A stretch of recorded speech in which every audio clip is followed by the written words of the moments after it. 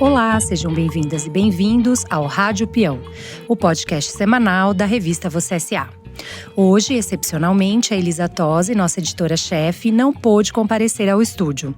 Então está aqui comigo a Luísa Granato. Oi, Lu! Oi, bom dia! Hoje, no 17º episódio do Rádio Peão, lançamos uma pergunta aos nossos ouvintes. Você tem medo de robôs? Apesar do avanço da inteligência artificial e sua cada vez mais intensa introdução no mercado de trabalho, nós já mostramos aqui em outros episódios que o cenário apocalíptico do fim dos empregos está descartado por grande parte dos especialistas em futuro do trabalho. No entanto, sabemos que atividades pouco criativas e muito repetitivas terão maior chance de ser automatizadas e que a maioria dos empregos sofrerá alguma mutação por conta da tecnologia.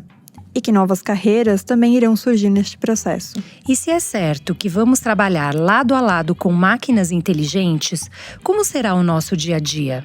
E que outros tipos de mudanças os robôs irão impor a nós? Segundo o estudo do Federal Reserve de São Francisco, o Banco Central americano, realizado em outubro deste ano, a automação já tem um forte efeito nos salários americanos.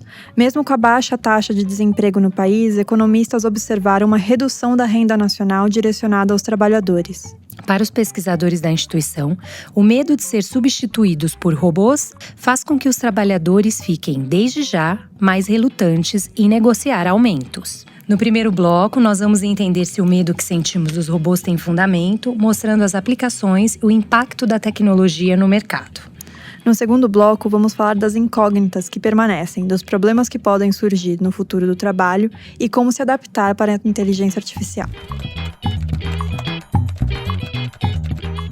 Para debater tudo isso, estamos aqui no estúdio com a Lígia Zottini, pesquisadora, futurista e fundadora da Voicers. O Jonathan Emerick, professor de Machine Learning da FIA e cofundador da DataRisk, que estaria aqui conosco, teve um probleminha de saúde e não pôde comparecer. Então, Jonathan, melhora para você. Sim, melhoras, Jonathan. Lígia, muito obrigado pela presença. Bom, gente, é uma honra estar aqui. Muito, muito obrigada. E esse é um tema que gostamos muito de falar. Sim, bastante. Tenho certeza que vai dar bastante pano para manga essa discussão. Para começar a nossa conversa, a gente vai falar desse pavor que nós temos da tecnologia quando ela é associada ao mundo do trabalho. Faz sentido o medo que a gente sente da inteligência artificial? E as tecnologias, elas têm um motivo para ser tão assustadoras? Bom, eu acho que a gente sempre fala lá no Voicers que existe um efeito Black Mirror, ou um efeito Exterminador do Futuro, um efeito desses grandes roteiros de Hollywood, que eles cometeram 3 grandes problemas pra gente. Eles contaram que os inimigos eram os ETs, que quando eles entrarem, eles vão destruir tudo. Eles contaram também que os russos, por muito tempo, também eram inimigos, a gente fica meio assim, né, de acreditar que, será que são bonzinhos mesmo? E eles fizeram a mesma coisa com a máquina. Então foram, pelo menos os últimos 30 anos de roteiro do consciente aí, das pessoas acessando todas essas narrativas. E a mais recente é a Black Mirror, né? As pessoas têm muito medo daquilo. E por que elas têm muito medo daquilo? Porque é sempre o melhor da tecnologia, a tecnologia incrivelmente desenvolvida, com a humanidade muito baixa. É uma humanidade que se perdeu na sua humanidade. E aí o encontro dessas duas coisas, porque a tecnologia é neutra, é onde dá o medo e dá os problemas, porque literalmente vai dar os problemas. Agora, a minha provocação, e a provocação do Voicers será que a maioria da humanidade vai ser o melhor da tecnologia com o pior do humano? Então, o nosso medo nasce desse lugar, da nossa não capacidade de se exercitar como humano. Tá? Eu acho que a pedida agora, eu li hoje de manhã, só estava saindo de casa, o quanto que empresas de tecnologia estão absorvendo cada vez mais artistas e filósofos. Não para dar para eles essa coisa de qual é a filosofia. Não, é para que a gente possa entender qual que é o novo papel do humano. E é sobre isso. Tá? O nosso medo é eu encarar a humanidade tal qual ela foi até agora e colocar a máquina como protagonista. O medo nasce aí. Lígia, você disse que a humanidade se perdeu enquanto humanidade. O que você quer dizer exatamente com isso? A humanidade, ela se perdeu enquanto humanidade nesses recortes de Black Mirror, de narrativas, onde eu não consigo seguir desenvolvendo a minha melhor versão como humano e sigo na prática da Revolução Industrial 3.0. Que era o quê? O homem era a parte da máquina, a parte do processo. Ele era tão máquina quanto a linha de montagem. Visto o que o nosso genial Charlie Chaplin fez há mais de 100 anos atrás, no Tempos Modernos, ele já fazia uma crítica de forma perfeita, que a gente não nasceu para fazer aquilo. No Voice, a gente tem uma frase que vira camiseta, o pessoal fotografa, que é: todo o trabalho que a máquina faz melhor do que o humano, ele é no mínimo um trabalho para não humanos. Mas existe o aplicar mais extremo dessa frase, que ele é um trabalho desumano. Então, todo mundo sabe a parte do dia, né, que é usado como máquina. E que se já tivesse uma máquina, você provavelmente poderia ser mais humano. E o que é ser humano? A gente faz muito mais coisas criativas, muito mais coisas colaborativas, tem um nível de empatia muito maior, tem essa coisa do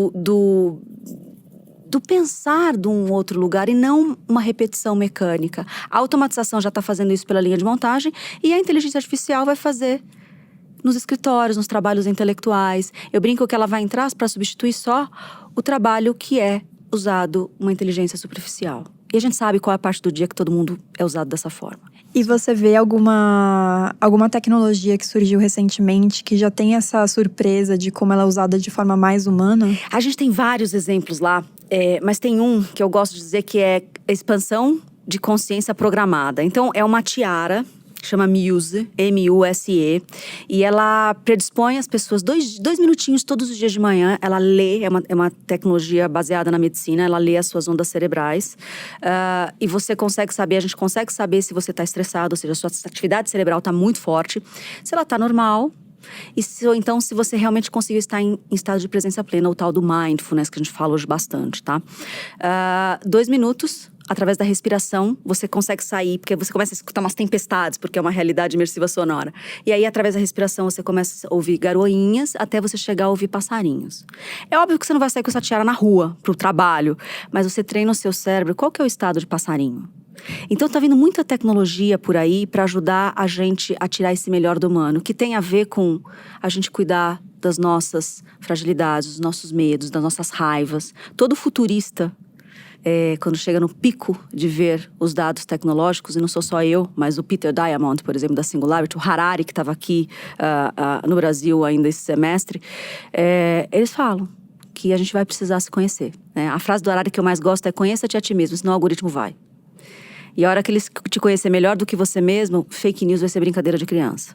Então, a alta tecnologia precisa ter a humanidade também se desenvolvendo. A gente teve um outro convidado aqui, essa questão que você está falando do conheça-te a ti mesmo, senão o algoritmo vai.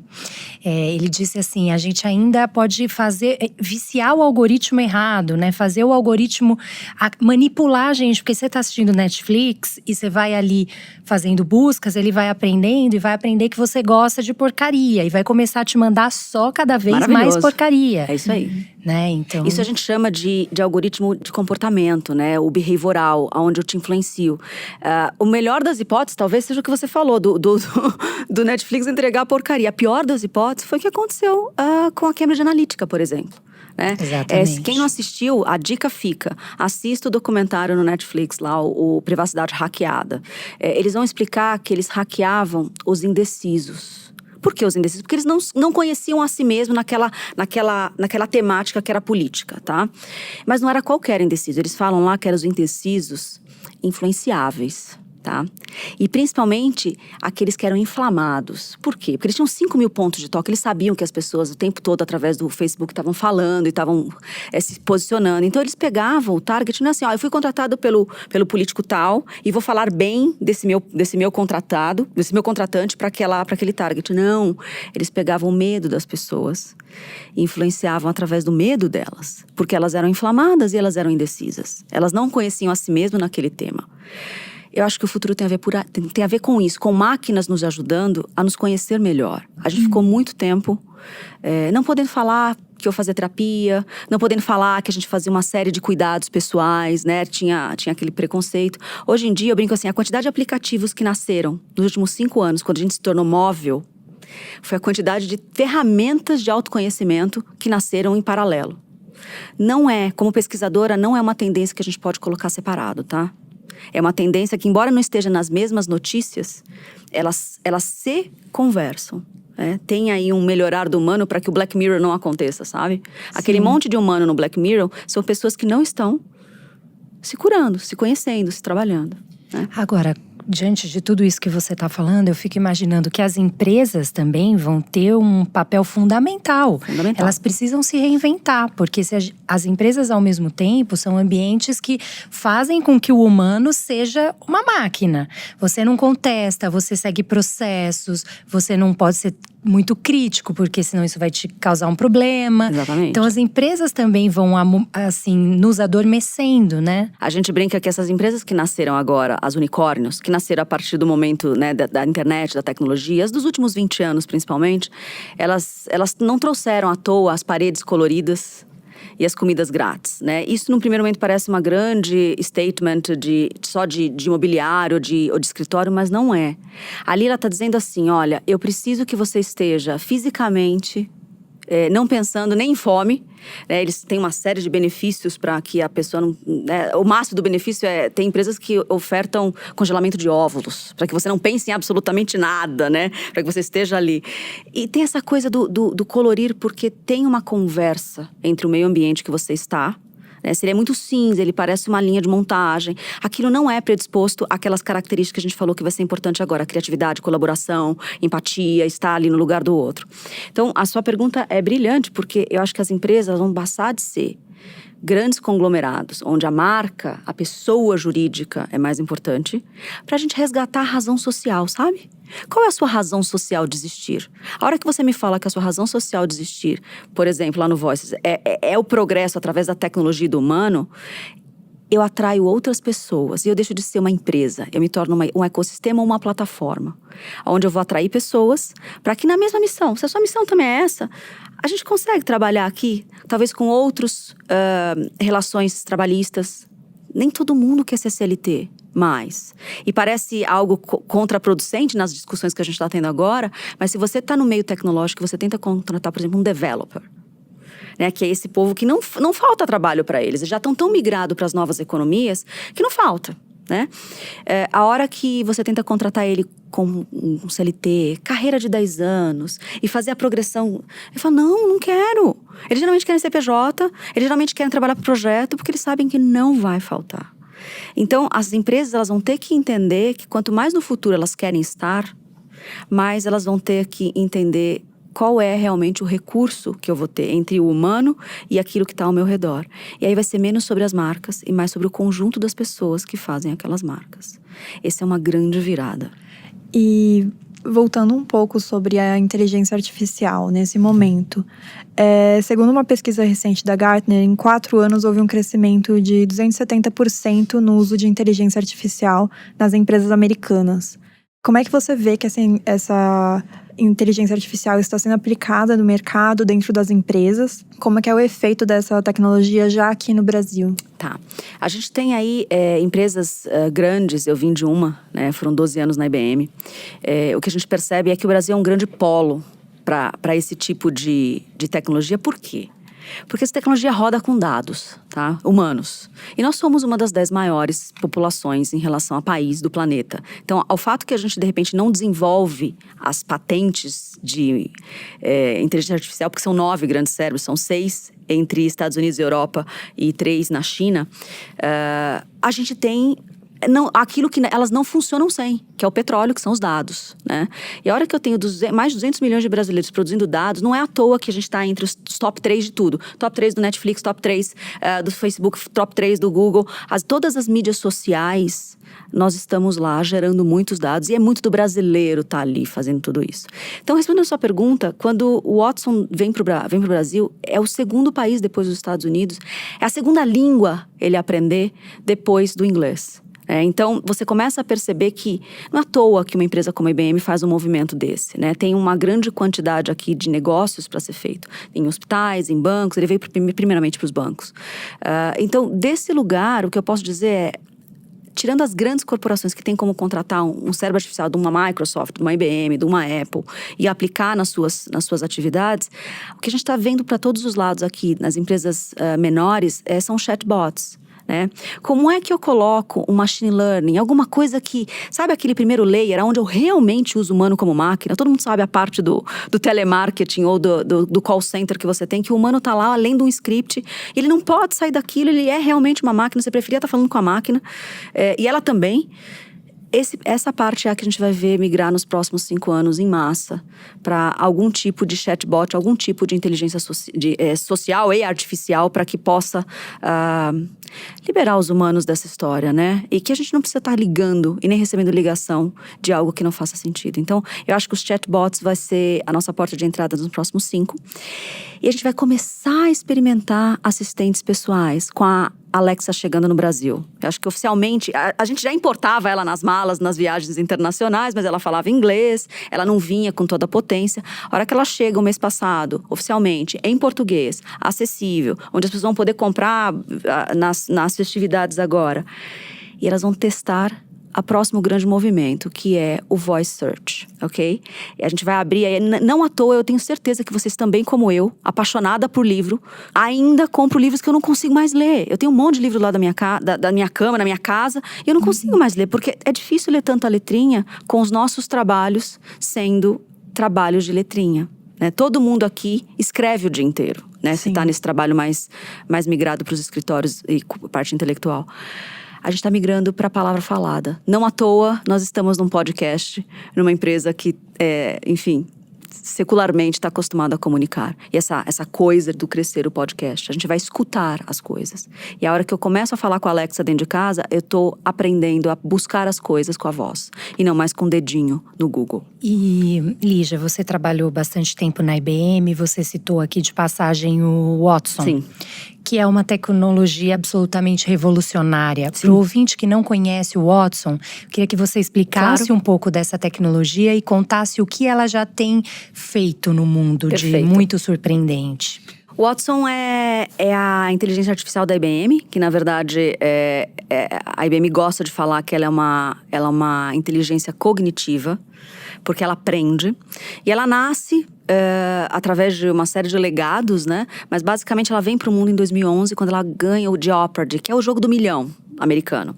Só que é muita potência para ser usada para esse fim. Foi um teste, foi uma estreia para o planeta. A partir dali, o Watson ele teve a missão de algumas indústrias mais urgentes ele começar a aprender para poder trabalhar. Então, a primeira delas foi foi a parte da medicina, principalmente a oncologia. Qual que é o grande problema hoje? De novo, as letrinhas que a gente já não consegue mais acompanhar. Quem lê tanta letrinha? Um médico hoje, para se manter atualizado, ele precisaria estar lendo diariamente tudo o que está acontecendo, porque a informação médica hoje dobra a cada 73 dias, Mari. Nenhum cérebro humano é capaz de absorver tudo isso mais. Então, a hora que o Watson foi para lá, colocaram toda a literatura de oncologia que tinha naquele momento, conectaram ele a todas as atualizações possíveis que pudessem ter aquele tema e pegaram um hospital nos Estados Unidos, em Nova York, e botaram todos os históricos de exames, tratamentos e possíveis curas. Então, ele ajudava no diagnóstico. Ele não estava substituindo um médico, porque o médico não consegue fazer aquilo. O médico não é o House, que tem tudo na cabeça e consegue dar aqueles diagnósticos com aquela equipe fantástica. A maioria dos médicos não tem isso à sua disposição. E a gente tem muito problema de diagnóstico errado, que pode dar problemas no processo de cura da pessoa. A hora que você tem uma máquina ali, uma inteligência artificial, dando para você a probabilística, ele vai botar, chega lá com o meu exame de uma doença tão sensível e vai botar dentro do software do Watson, um software na nuvem. Ele vai dizer assim, olha, se você fizer esse tratamento, você vai ter 85% de chances de cura. Se você fizer esse 60%, se você fizer esse 30%. E aí desse lugar, não está substituindo o médico. É quase como dizer assim, hoje, você quer operar com um médico que usa anestesia ou um sem? Você vai querer fazer um diagnóstico com um médico que está com uma inteligência artificial ou sem? É sobre isso. E aí depois ele foi para a parte financeira, né, para ajudar essa parte de crédito, né? Ele veio para o Brasil através do Bradesco. Quem não conhece a BIA, que é o Bradesco Inteligência Artificial, é o Watson que está ali. Então assim, ele veio para escritório de advocacia, onde o volume de dados é gigantesco. Ele consegue no final, depois de várias ondas de aprendizado, que geralmente dura de 2 anos de informação ali dentro daquela máquina, ele consegue dar a probabilística também do ganho ou da perda de uma ação, entendeu? Então é desse lugar que a gente está falando. O quanto a gente vai ser aprimorado e não substituído, porque ele vai ocupar um lugar que o cérebro humano não consegue. E agora você fala também bastante sobre a interação do homem e da máquina. Eu queria entender como é que você acredita que vai ser essa interação quando a gente chegar nesse momento em que as máquinas realmente estão trabalhando com a gente. Perfeito. Eu acho que tem alguns níveis, tá? Tem o nível da automatização, onde a gente realmente vai deixar de fazer. A gente já está vendo nas fábricas. Ela já está entre nós e bastante intensa. A gente vê aqui em São Paulo mesmo, no ABC Paulista, fábricas saindo, fábricas sendo super automatizadas e muito menos humanos naquela linha. A gente tem a segunda camada, que são as inteligências artificiais chegando no nosso dia a dia. Então ela está chegando desde de uma assistente, como a gente pontuou aqui, até os chatbots nas empresas que a gente está acostumado a lidar. E a gente vai ver isso ser cada vez mais próximo na nossa realidade. E nós vamos gostar, porque eles vão fazer uma série de predições que não é só o melhor sapato que você mais gosta. Vai ser um comportamental mesmo, né? Não se iluda, porque a gente fala, as bolhas, a gente já vive em bolhas. Na vida real, na vida orgânica, tá? A diferença é que as nossas bolhas são selecionadas. A hora que você inverte a lógica do algoritmo nas suas mídias sociais, por exemplo, se você entrar lá e você tem raiva, você tem medo, você tem inveja, fecha a mídia, respira fundo, tenta entender por que aquilo tá dentro de você, entra de novo e começa a limpar.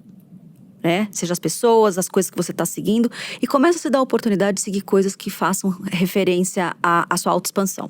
Então o algoritmo ele precisa estar jogando ao seu favor, não só pelo melhor sapato, mas pela sua melhor visão diariamente. E aí a gente vai começar a ter o que a gente chama de internet das coisas. O pé da mesa vai falar com você no futuro, entendeu? A gente brinca.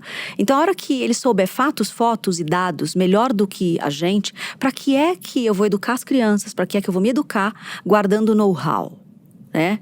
Se a gente vai ter esses cérebros expandidos o tempo todo. Hoje está no celular, que é uma caixinha, mas vai provavelmente vir para o óculos de realidade imersiva, vai vir num sensor que talvez ele vai falar na sua orelha, como aquele filme Her, né? O que vai acontecer? Ele vai sair dos celulares, a gente vai desmaterializar essas telinhas, computador, celular e televisão, e vai vir, a internet ela vai estar no ambiente.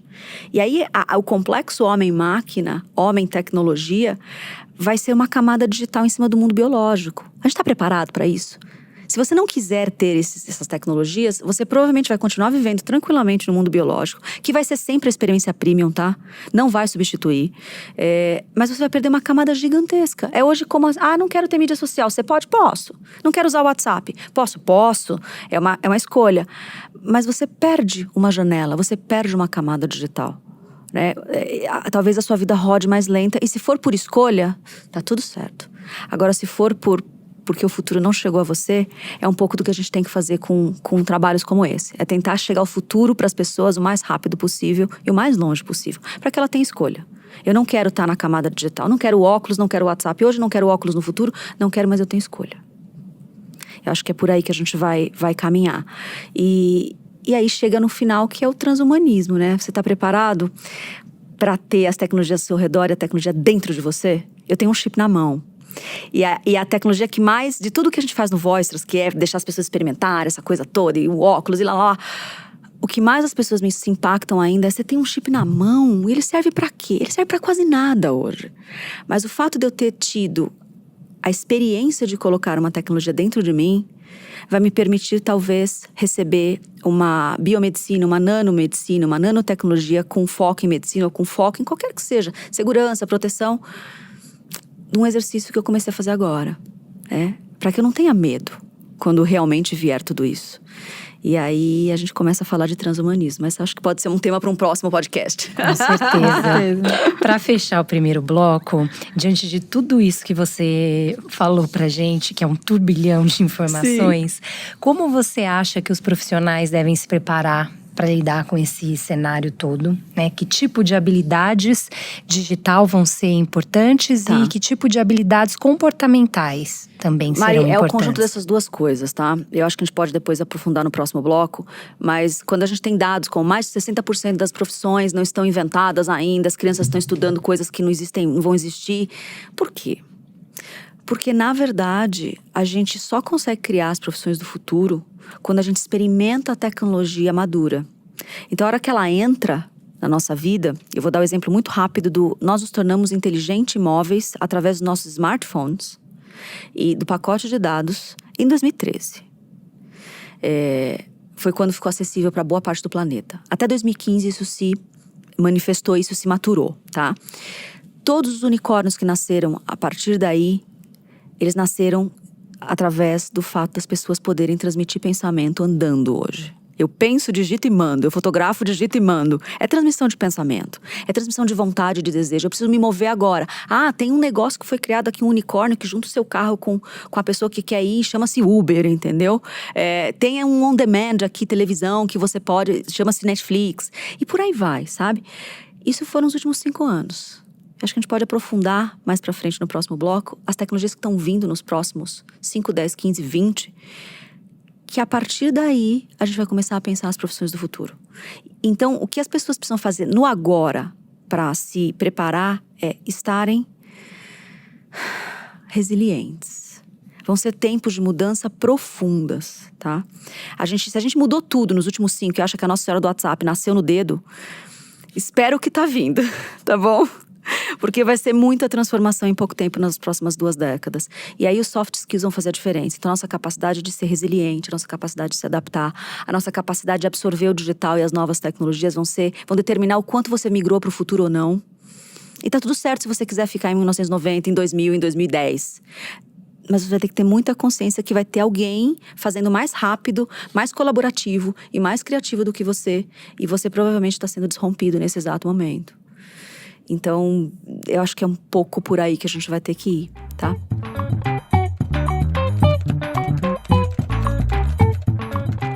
No primeiro bloco, nós ponderamos um pouco sobre o medo dos robôs e falamos o que há por trás dessa tecnologia, o que está acontecendo hoje e coisas que podemos esperar, muitas coisas que podemos esperar para o futuro. Agora, eu queria debater outros medos. Que incertezas você vê na introdução da inteligência artificial no nosso cotidiano agora? A gente tenta afastar isso de Black Mirror, mas existem questões que vão se tornar pontos abertos, como a gente mencionou, Sim. Das empresas terem que se adaptar. E eu queria entender um pouco o que a gente já mencionou no começo do episódio, sobre as pessoas terem um receio de negociar salários. Tá. Isso da gente ver uma substituição do telemarketing. Onde é que essas pessoas vão encontrar emprego? Como elas vão se adaptar? Isso vai ter um impacto, vai ser um problema você ter um salário no futuro.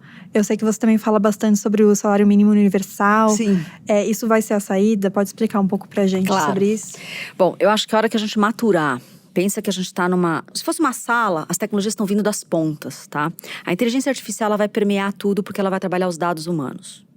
Mas ela vai estar dentro da óculos de realidade imersiva, ou o que quer que seja, a gente não sabe nem se vai ser óculos, tá? A lente, ou o que quer que seja o imersivo, que vai trazer a camada do digital, que vai mover a gente da geração Windows, que a gente acessa o mundo digital por janelas, para a geração Doors, onde você vai botar o corpo inteiro lá dentro. Quem já teve uma experiência com óculos de realidade imersiva, já percebeu que você entra com o corpo inteiro. Você transporta ali, 50% dos seus instintos estão lá, das suas sensações, dos seus sentidos, né? A visão, a audição e a sensação tá lá, só não tá o olfato e o paladar. Então você não produz conhecimento mais, você produz memórias.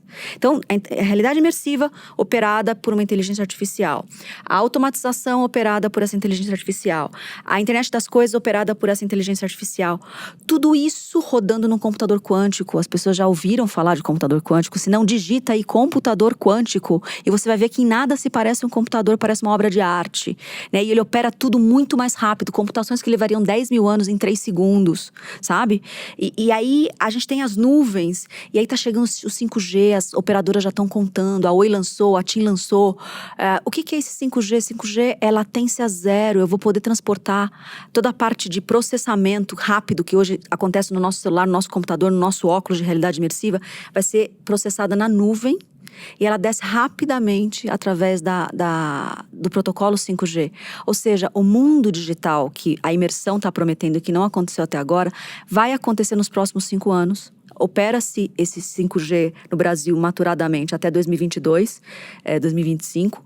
E a partir daí a gente ganha uma camada digital muito potente, operada por essa inteligência artificial. Então, essa ansiedade, esse medo é natural porque está vindo um mundo muito novo. né? E eu acho que quando você fala como é que a gente vai cruzar essa ponte, como é que a gente vai fazer tudo isso, eu acho que o autoconhecimento, ele precisa tá ali. A hora que as pessoas têm medo, a hora que as pessoas foram manipuladas, a hora que as pessoas estão com esse medo de perder o emprego. Tem um TED, que acho que fica também como lição de casa. A gente vai dando um monte, né? Mas eu sei que é desesperador. A gente adora dicas. Depois você tem um monte de TED, um monte de podcast, um monte de livro que você também não consegue ler. Mas a gente fica aqui, em algum momento, você precisa de referência. E esse TED é do professor Lee. Ele diz assim, como a AI vai salvar a humanidade, tá? How AI can save humanity. E ele foi o pai da Siri. Ele inventou o algoritmo ele trabalhou para a Apple 24 anos atrás. Ele inventa o algoritmo que hoje reconhece a voz enfim, a gênese da Siri. E ele tem um quadrante maravilhoso. Ele pega todas as profissões, divide em cinco colunas, da mais otimizável para a mais criativa, e ele puxa uma vertical, e ele fala assim, vai precisar de humanidade, de empatia, ou não vai precisar de empatia?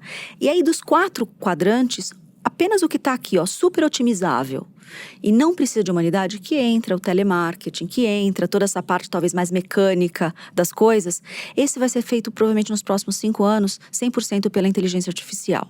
E a gente vai ter 3 outros quadrantes, que é onde a gente vai poder migrar. A maior parte da humanidade está no de cima aqui, da esquerda, tá? Que é otimizável, mas requer humanidade. Então, a gente vai ter as profissões sendo reestruturadas. Por exemplo, eu vou pensar no professor. O professor vai ser um cara que vai reproduzir conhecimento? Não, porque a gente vai ter arquitetos, né, de memórias, usando realidade imersiva, usando inteligência artificial, jornadas individuais, para te transportar memória, não conhecimento. Então, eu não vou ter o conhecimento de como é que foi a Roma Antiga. Eu vou te dar memórias de como foi a Roma Antiga, porque eu vou te botar lá dentro. Entendeu? Através de uma realidade imersiva com a inteligência artificial, para você entender exatamente esse ponto. E por que você vai ter que entender a Roma Antiga? Talvez porque dentro de você vai precisar ter uma informação dessa para que você se expanda na sua profissão, na sua humanidade. A gente vai ter muitas jornadas de expansão do ser humano. Você vai ter, por exemplo, o jornalista, né? O jornalista que é só fatos e fotos. Cara, a máquina vai fazer melhor do que ele. Aquele que faz 24/7 notícias ali, vai ser um robô. Tem robôs na China fazendo isso agora. Mas e aquele que faz uma curadoria, que dá a ponto de vista dele, que faz a pessoa olhar o mundo através do olhar dele? Esse vai ser para sempre necessário. Ele vai ter a inteligência artificial como parceira, entendeu? Então, de que lugar você vai se colocar? E se você tá nessa zona aqui mais vulnerável, estamos todos juntos. Se você não tá ali naquele quadrante onde 100% vai ser inteligência artificial, você conhece alguém que tá. E dá para começar a contar agora, para a pessoa começar a se preparar. Mesmo num país onde muita gente é usado como máquina, né? A gente precisa discutir isso. E aí eu trago um ponto importante na sua pergunta, a gente tem um país onde tem uma lei de proteção geral de dados entrando. A gente não pode não olhar para ela, tá? Ela é muito importante e ela é muito pioneira. Não são todos os países que têm nacionalmente falando, olha, a partir de agosto do ano que vem eu vou entrar. Significa o quê? Que a gente vai começar a instalar uma cultura de dados no país. Desde a época que o pessoal batia na porta e falava, posso fazer uma pesquisa com você? Que eles faziam as perguntas, levavam embora, você não sabia para onde ia. A mesma coisa todos os dias que você entra na internet e deixa os seus dados ali. A hora que a LGPD entra e fala assim, você pode pedir para qualquer empresa, eu quero saber para onde está indo e como é que você usou os meus dados e que filtro você colocou, senão você vai ser multada. A gente começa a ensinar uma população inteira sobre cultura de dados.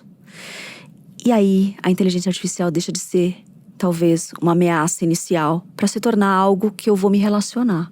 Ela vai aprender com a gente, mas a gente vai aprender com ela também.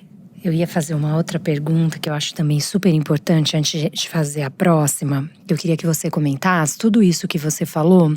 A gente vive num país em que o governo atualmente tem cortado verbas de ciência, de pesquisa.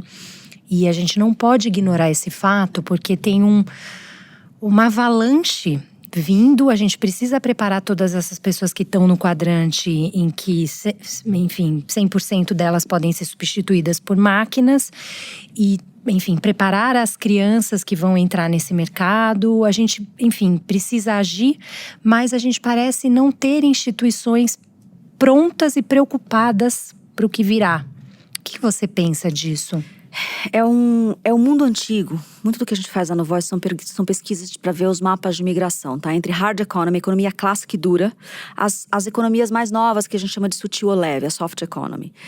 A gente está num choque de mundos, Mari. E aí, desse lugar, se a gente tentar responder essa pergunta com a lógica, onde a máquina é protagonista e o mundo é duro, a economia é dura, as relações são duras, tem caixinhas, a gente vai se desesperar. Então, acho que o movimento aqui é tentar entender o que as pessoas já migradas, o que as empresas já migradas e o que os paradigmas já migrados para essa economia mais soft estão fazendo. Então, tem sim, né, essa dificuldade de toda a verba sendo diminuída, as dificuldades que a gente tem hoje, praticamente não tem nenhuma bolsa para doutorado, mestrado, não tem nenhum exercício aí acontecendo esse ano. E também não temos perspectiva de quando vai voltar isso. A gente pode continuar batendo, ninguém larga a mão de ninguém. Acho que tudo isso é muito importante, que é combater o duro com duras leis, com duros motes. Mas a gente tem que olhar por onde está vindo o hacking, né? O hacking não é feito do duro com o duro. Isso é o necessário. O hacking é feito daqueles que sabem muito um sistema e começa a trazer paralelo a isso. Então, quando eu vejo movimentos, por exemplo, de educação, onde eu tenho um Khan Academy, onde eu tenho, mesmo que a gente faz no Voicers, tudo aquilo que eu fazia até 2016, se você quisesse ter a minha visão de mundo, você tinha que pagar a mensalidade de alguma faculdade que eu desse aula. Eu não dou mais aula em faculdade nenhum. O Voicers é a minha plataforma de educação, é como eu educo, como eu troco educação hoje em dia. É 100% gratuito, entendeu? Todo e qualquer tipo de conhecimento ali, a gente dá muito acesso. Então, o futuro tem a ver com os acessos das pessoas que já entenderam que esse mundo duro, ele vai continuar se batendo aqui e a gente vai reforçar a voz de quem está fazendo as leis, de quem está realmente batalhando, porque todos os níveis são necessários, mas a gente começa a trazer acessos de um outro lugar. Então, educação do futuro, a hora que a gente vai para as empresas e faz uma série de trabalhos ali, e tem outros fazendo esse tipo de coisa, a hora que a gente faz coisas como essa, que a gente entrega uma quantidade de informação, onde a pessoa vai poder acessar de qualquer lugar que ela esteja, você começa a entregar para os decisores, tá? Porque talvez a gente não chegue em todo mundo, talvez a gente não chegue nesse quadrante onde as pessoas estão não só desempregadas, mas o termo é até duro, mas eles chamam de desempregáveis. Mas eu chego na liderança, que é capaz de olhar para aquele time que ela sabe que vai desaparecer nos próximos 2 anos e começar a fazer um trabalho agora de migração dessa pessoa, entendeu? Eu acho que o trabalho que a gente faz aqui com um tipo de atividade dessa, o que eu faço diariamente é incentivar e influenciar os líderes a repensar o seu papel. E aí, quando a gente tocou ali na outra pergunta, que era o salário base ou básico universal, essa é uma das respostas que grandes nomes estão dando, tá? Por exemplo, Bill Gates defende muito isso, está tendo alguns testes. Depois também Google ali, como é que eles estão fazendo as cidades que eles estão fazendo os testes. Mas basicamente, Peter Diamandis, Bill Gates, Zuckerberg já entenderam que essa tecnologia pode vir trazer muita abundância. Porque ela vai fazer aquilo que o homem faz como máquina muito mais rápido, ou seja, vai gerar muito dinheiro, muito valor, muito acesso. Vai ficar tudo muito barato, no final das contas, vai ficar muito acessível. A hora que isso está lá, e não tem mais humanos fazendo esse negócio, esse mais-valia, esse valor, as empresas vão começar a ser sobretaxadas por conta de não ter empregado humanos, tá? E esse dinheiro vai voltar em forma de imposto para a sociedade. Aí alguém vai falar assim, poxa, Lígia, mas essas empresas são americanas, eu vou voltar para o mercado americano. Pode ser um ponto de vista, mas eu gosto de acreditar que as tecnologias estão no primeiro mundo, mas os humanos, que é o combustível através dos dados que eles geram, estão em países em desenvolvimento. A maior parte da raça humana não está nos países maduros, eles estão decrescendo. A maior parte da raça humana, a maior parte dos dados humanos estão nos países em desenvolvimento. Então eu acho que a dança dessa possível renda básica universal vai ser entre o país que gera a tecnologia e o país que consome os dados. Vai ter esse retorno para os dois lados. Mas ela não é a única resposta, tá? E provavelmente ela não se instala nos próximos 2 anos. Eu acho que talvez o século termine com ela instalada. Nos próximos 2 décadas. Mas eu acho que a gente tem muitos movimentos. O futuro do dinheiro tem a ver com o futuro do acesso. A gente não vai comprar tudo com dinheiro. Vai ter muita troca digital, principalmente de serviços. Do que eu sei fazer de bem e de bom, com o que você sabe fazer de bem e de bom. E aí o blockchain vem, e aí todas as tecnologias vêm para grudar esses dois lados. Parece meio efêmero, mas é por onde as coisas vão caminhar, entendeu? A gente vai ter menos excessos. Tem muito excesso na economia dura. a gente compra muita coisa que a gente não precisa. Esse consumismo que a gente está tendo, ele vai ser reinventado. E quem disse isso não é um guru metafísico. Quem disse isso foi o Financial Times, 2 meses atrás, quando a capa e a nova agenda dele é: vamos reinventar o capitalismo? E não estou falando de comunismo, eu estou falando de reinventar. Lígia, recentemente a gente viu uma notícia da Microsoft no Japão que diminuiu a semana de trabalho para 4 dias e viu um aumento de 40% na produtividade. A inteligência artificial, ela pode mudar o modo como nós pensamos o trabalho hoje, reduzindo, por exemplo, as jornadas, usando o tempo do profissional para gerar mais eficiência, para, enfim, se dedicar a atividades mais criativas. Como é que você vê esse cenário? Perfeito, Mari. A gente tem um legado fabril demais, essa coisa de 8 horas por dia, 5 dias por semana, né? Isso quem inventou foi Ford, e ele fez 3 turnos. Porque ele queria que os carros pretos iguais que você pudesse desejar saíssem todos juntos. E a gente tem hoje, por muito tempo funcionou, várias décadas, o trabalho, porque todo mundo tinha uma fábrica por trás, todo escritório tinha uma fábrica. Então fazia sentido o pessoal do escritório trabalhar 8 horas por dia.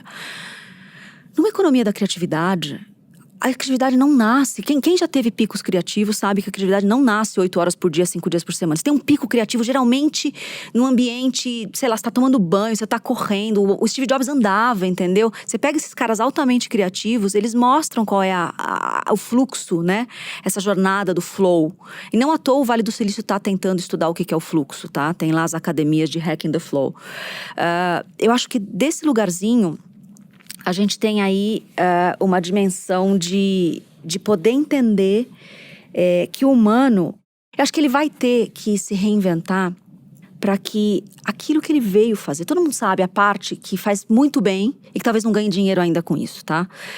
Eu tô tentando achar a palavra para não parecer romântico, poliana demais. A hora que a Microsoft faz 4 dias, o que ela está dizendo é um grande estudo de um dos sociólogos que eu mais gosto, que é o Romenico De Masi, é um italiano. Ele que já falava sobre o ócio criativo há 15 anos atrás.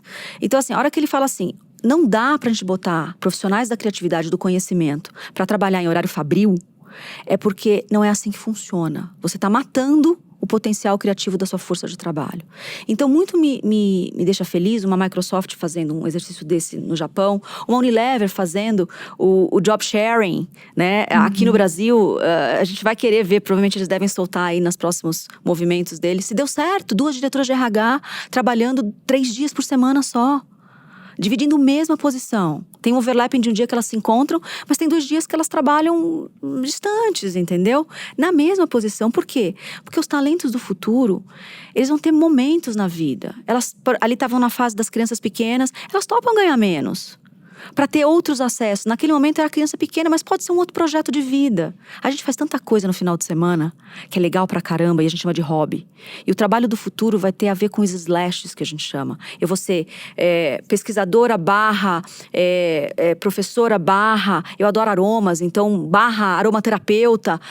E eu posso ganhar dinheiro com tudo isso. E não só chamar isso de hobby, sabe? Eu acho que a gente tem que estar preparado para desconstruir essas 8 horas por dia, essa alta performance, esse lucro máximo com o tempo do humano. E eu digo isso que faz 1 ano que eu tô migrada bastante para essa não mais 8 horas por dia, 5 dias por semana, e eu ainda tenho crises de uma quarta-feira à tarde eu não estar altamente produtiva. E ir lá pro cinema fazer coisas que não tem a ver com o meu trabalho. Vai ter que ser um detox gigantesco desse horário fabril para todo mundo. Um outro tema polêmico são os dispositivos de monitoramento. Você falou no primeiro bloco que você tem um chip na sua mão, que hoje ele não faz muitas coisas, mas se fala muito sobre tecnologia para você medir produtividade, saber quando é que o seu funcionário entrou, saiu, como é que tá a saúde dele até, como é que tá a performance dele naquele dia. Como é que você vê esse monitoramento? Isso é aliado com essa desconstrução? Como é que isso vai funcionar? Tem um filme que eu gosto muito, eu vou dando as referências, as pessoas colocam na lista aí, que chama O Círculo, que é com Tom Hanks e com a Emma Thompson. Eles fazem uma crítica muito grande. A empresa é como se fosse uma mistura de Google e Facebook juntos. E eles trazem lá o que eles chamam de transparência radical, tá? A menina é gravada 24/7 na câmera, meio show de Truman, mas ela decidiu. Tá? Diferente do Truman, que foi enganado, ela decide abrir a vida dela 24/7, ela só fecha quando ela tá dormindo. A gente já vive uma transparência radical não consentida. por conta da não cultura de dados que eu mencionei no primeiro bloco. Eu acho que a hora que a gente for se apropriando da cultura de dados, eu vou dando o meu consentimento, né, para o que eu quero que seja radical, de transparente. Eu acho que isso vai trazer também um exercício de pessoas mais verdadeiras. E a gente já vê um movimento das pessoas querendo menos mentira, os relacionamentos serem de um lugar mais honesto. Você querer mostrar quem você é. Você não quer mais a Lígia profissional, a Lu pessoal. Não, eu quero ser a mesma pessoa. Eu não ter a divisão mais. Eu acho que desse lugar, os monitoramentos vieram para ficar. Porque a gente precisa dos dados. A gente não tinha os dados até então. Hoje o meu cardiologista, ele olha, ele quer ver o relatório do meu relógio do pulso inteligente aqui. Ele vê, ele pede para ver. A hora que o meu método contraceptivo, eu não gosto de colocar hormônio no meu corpo. Ele chama Natural Cycle. Você paga lá $50 para esse algoritmo de Big Data em inglês. Eles te mandam um termômetro para sua casa, para você medir a sua temperatura basal toda manhã.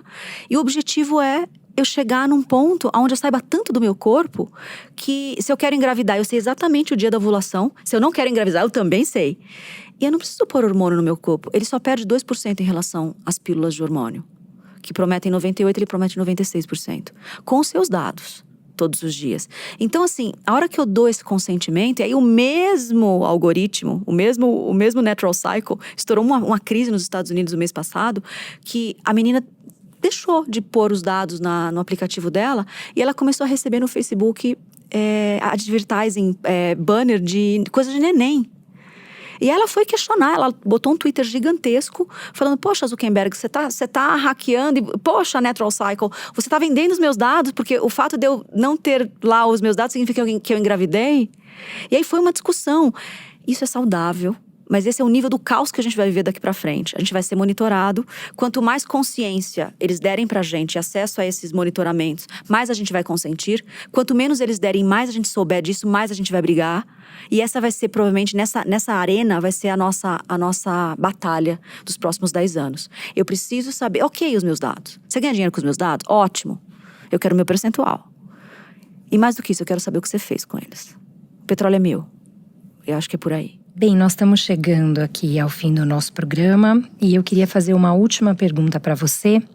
Para quem não é futurista ou programador, ou seja, quem não trabalha com tecnologia, o que fazer para compreender, se aproximar e se adaptar às novas tecnologias? Maravilhoso. Eu brinco que todo mundo novo que está nascendo vai precisar de tradutores.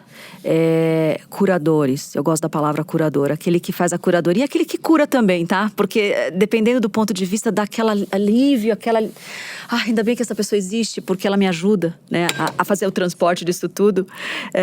E aí, não à toa a gente tá na era dos micro-influenciadores. Das pessoas que a gente quer ver o mundo pela visão dela. No mundo onde o mar de dados pode colocar a gente entre dados ou entre doidos, a gente vai precisar de tradutores. Então, todas as profissões vão ter os seus curadores, né? E a hora que você sabe muito e você realmente faz aquilo que você gosta, você vai para os meios sociais, ou vai para a mídia social, como um curador. Então, quem não faz esse exercício agora, que não está na tecnologia, sabe aquilo que você gosta muito? Tenta colocar à disposição das pessoas em alguma mídia social. Seja no Facebook, seja no Instagram, seja no LinkedIn, no Twitter. Começa a gerar conteúdo ou gerar encontros, né? Fazer um meetup. Começa a usar o meio social, a mídia social, para trazer para o biológico a mais-valia para um ecossistema. E você vai ver a força que isso dá. Você vai se tornar um tradutor num determinado assunto, né? E aí esses tradutores vão ser muito necessários, porque o mundo ele vai estar muito, muito veloz, com muitos dados, com a máquina gerando uma série de coisas. E se a gente não trouxer o inédito de cada um, eu não quero só o futurismo. Se você colocar futurismo, vai logo nas palestras do Peter Diamandis, que é a grande referência do Harari. Por que você quer a Lígia? Porque tem alguma coisa do recorte da Lígia que essas grandes referências não estão fazendo. E quando alguém chega perto de mim e fala, caramba, o seu trabalho é incrível. Eu sempre tive problema com essa coisa de guru, sabe? Eu sou professora, eu sou pesquisadora. Então, quando alguém chega desse lugar, hoje eu tô tranquila porque diz mais sobre a pessoa do que sobre mim. A hora que ela fala, adoro a sua visão sobre o futuro das máquinas com a humanidade, a sua tecnomagia. Diz mais sobre ela do que sobre mim. É sobre o que ela viu dela em mim. E aí a gente consegue conectar num ecossistema e andar junto, né? Os ecossistemas vão ser muito necessários. E eles vão ser ancorados, eles vão ser criados a partir de curadores de um tema macro. Eu acho que esse é por onde pessoas que não estão na tecnologia, não estão trabalhando diretamente com ela, se você não está desenvolvendo tecnologia, você está desenvolvendo humanos. Então procure os seus influenciadores, procure os seus curadores, procure os seus tradutores, as suas pontes para esse futuro. Experimente. Vá experimentar a máquina, compra agora de Natal a Alexa, compra aí o óculos de realidade imersiva em algum lugar aí dos centros que é super barato, mas traz o futuro para sua casa. Vai lá fora, consegue viajar, traz na mala, traz menos um sapato, menos uma bolsa e bota essa tecnologia, que hoje estão bem acessíveis do ponto de vista dinheiro, sabe? E traz futuro para o presente. Você precisa experimentar o que está vindo, para que não seja engolido pelo que está aí. Pensa que os próximos 5 anos a gente instala o 5G e a realidade imersiva se torna uma realidade. A gente vai ter aí as inteligências artificiais maturando, porque ela vai estar pelo menos há 10 anos trabalhando com todo mundo o tempo todo. A gente vai ter leis de proteção de dados ensinando a gente sobre cultura de dados. Mais de 10 anos a gente vai estar o blockchain instalado entre a gente, conectando quem faz alguma coisa com quem precisa. Transparente, totalmente transparente. Essa é a tecnologia da confiança que vai vir instalar esses meios de confiança, rodando em computadores quânticos. 20 anos estão vindo. A gente precisa se conhecer, porque senão vai dar muito medo e vai dar muita ansiedade. E vai parecer que tudo aquilo que eu sei fazer não vai ser mais necessário. E vai, porque só que você vai ter que trazer o seu ineditismo para fora. Quem é você? De verdade. Para além do seu cargo. Esse vai ser o você daqui 20 anos. E provavelmente você vai ganhar dinheiro com isso, porque vai ser muito legal. A gente vai ganhar dinheiro com as pessoas que nós somos nos fins de semana. Muito incrível. Com essa finalização, Lígia, chegamos ao final de mais um episódio. Eu queria agradecer a sua presença. Muito obrigada pelos seus insights hoje. Obrigada, Lígia. Esse podcast teve produção de Luísa Granato. A edição de som ficou por conta de Rafael Bertazzi. A trilha sonora é do Chico Labels. Antes de finalizar, eu queria falar que a Lígia também tem um podcast, o Tecnomagia, né, Lígia? Conta pro pessoal. A gente tem uma fala semanal exatamente com o objetivo de combater o efeito Black Mirror. Então a gente traz lá só as posições onde a gente fala de coisas difíceis, mas a gente traz as posições de o melhor da tecnologia com o melhor do humano. Eu tenho convidados lá na Rádio Geek toda semana. E quem quiser ouvir através do podcast é Tecnomagia, Lígia, no Spotify, no Deezer. A gente tá em todas as plataformas. É uma honra estar aqui, Mari, Lu. Toda vez que a gente tem um espaço de fala para chegar para além do público que está acostumado a nos seguir, é uma expansão. Então, muito obrigada pela expansão e pelo acesso de hoje. E para os ouvintes, deixa a gente saber se você gostou ou não desse programa, enviando mensagens nas nossas redes sociais, usando as hashtags Rádio Peão e Você SA. Ou escreva para o nosso e-mail podcast@vocesa.com.br. Quarta-feira, a partir das 6 da manhã, a gente tem um encontro por aqui. Até lá, pessoal!